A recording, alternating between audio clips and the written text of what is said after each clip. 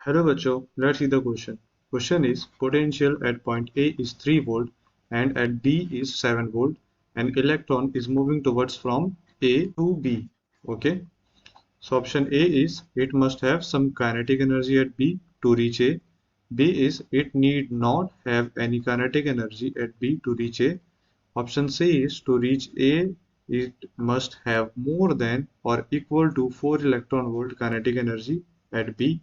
Option D is when it will reach A, it will have kinetic energy more than or at least equal to 4 electron volt if it was released from the rest at B.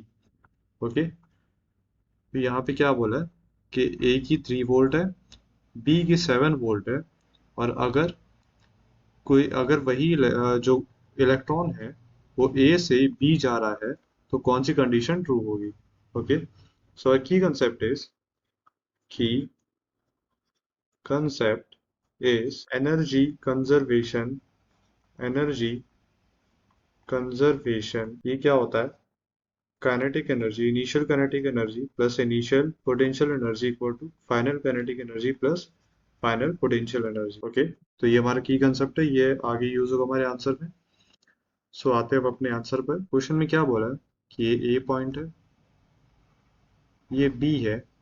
Okay यहाँ पे 3 volt है, यहाँ पे 7 volt है, और अगर हम naturally देखें तो इलेक्ट्रिक फील्ड इस डायरेक्शन में होगी, क्योंकि जहाँ से पोटेंशियल घटता है उसी डायरेक्शन में इलेक्ट्रिक फील्ड होती है, और जिस डायरेक्शन में इलेक्ट्रिक फील्ड होती है उसके उल्टे डायरेक्शन में इलेक्ट्रॉन मूव करता है.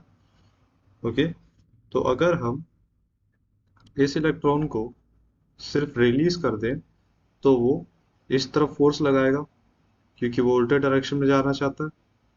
मतलब बी की तरफ ही अगर इलेक्ट्रॉन है तो वो उल्टे डायरेक्शन में जाना चाहता है.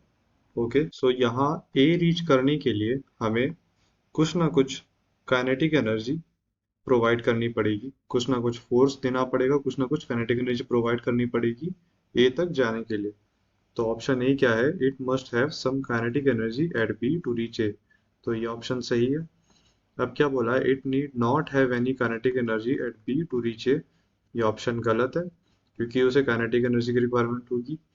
Option C is to reach A, it must have more than or equal to 4 electron volt kinetic energy at B. तो अब C ऑप्शन हम चेक कर लेते हैं. So by energy conservation ये क्या होता है? Initial kinetic energy plus initial potential energy equal to final kinetic energy plus final potential energy. अब initial kinetic energy plus ये जो पोटेंशियल एनर्जी है, यहाँ पे 7 वोल्ट है, और 7 वोल्ट के साथ जब इलेक्ट्रॉन आता है तो उसका कितना होता है? -1 इलेक्ट्रॉन. तो ये हो गया -7 इलेक्ट्रॉन वोल्ट. ओके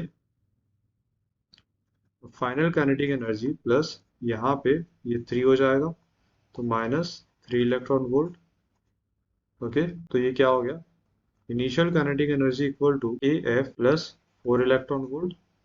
ओके उसे अगर काइनेटिक एनर्जी की जरूरत पड़ती है तो यहाँ पे इस फाइनल पॉइंट पे जाके इसकी काइनेटिक एनर्जी या तो जीरो होगी या तो ग्रेटर देन जीरो होगी. तो मतलब kinetic energy, final kinetic energy is greater than equal to zero. Okay तो यहाँ पे क्या हो जाएगा? काइनेटिक एनर्जी तो ये जीरो हो जाएगी या तो ग्रेटर देन जीरो होगी.